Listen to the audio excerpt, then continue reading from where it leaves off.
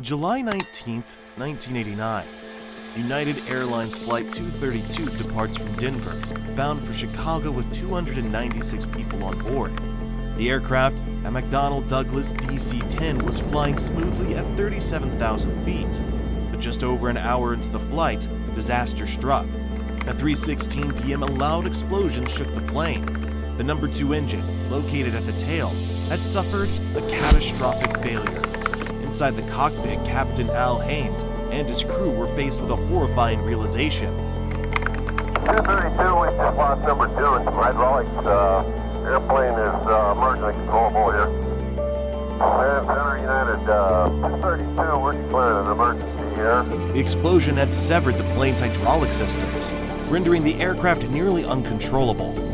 The hydraulics controlled all of the DC-10's flight surfaces, essentially the ability to steer, climb, and descend.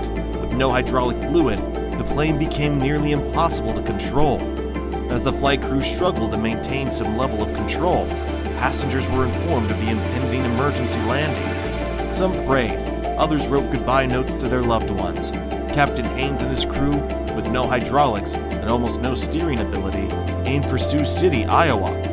With the help of DC-10 instructor pilot Denny Fitch, who happened to be on board, they attempted the unthinkable, landing the crippled plane using only the throttles to control direction and altitude. At 4 p.m., the aircraft came in for its emergency landing.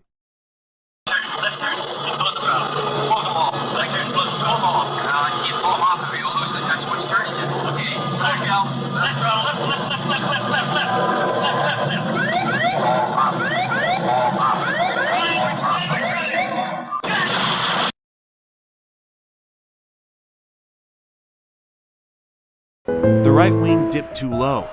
The plane cartwheeled off the runway, bursting into flames. As the aircraft skidded down the runway, the right wing tore off and the intact left wing gained lift due to the running number 1 engine. Due to the dynamics of the impact, the tail section broke off on impact, along with the circumference manufacturing seam. The tail section traveled down the airfield on its own tortuous tumbling path to the left of the aircraft's main body, which began to angle right. With the right engine, right wing, and tail missing, the DC-10 stood up vertically with its nose pointed down and pirouetted on its nose down the runway. The aircraft bounced several times. It caused the cockpit to shear away from the first-class section.